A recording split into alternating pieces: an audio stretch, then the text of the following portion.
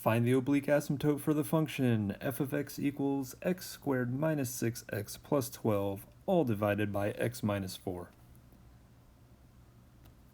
In order to find an oblique asymptote, we just want to check really quickly that the degree of the numerator is 2 and the degree of the denominator is 1. Since the degree of the numerator is bigger,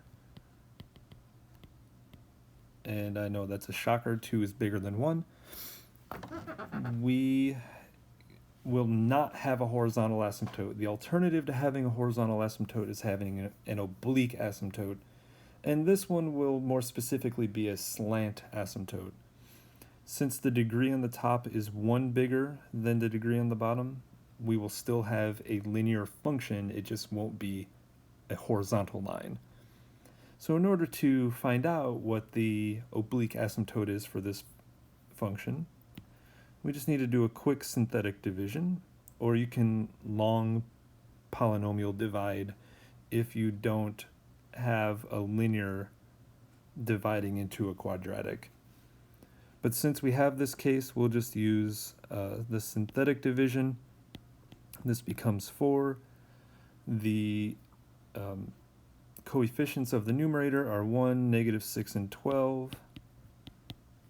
And we can start doing the synthetic division. Bring the first one down, that becomes 1. Then you multiply 4 times 1 and get 4. That'll go into the next column. -2. 4 times 2 is -8. That will go in the next column. We're left with 4. I always box in my last number. I know that is my remainder and has nothing to do with the oblique asymptote. So we throw it away. We don't need it. What we do need are these numbers right here. And I know the first number to the left of the remainder is a constant.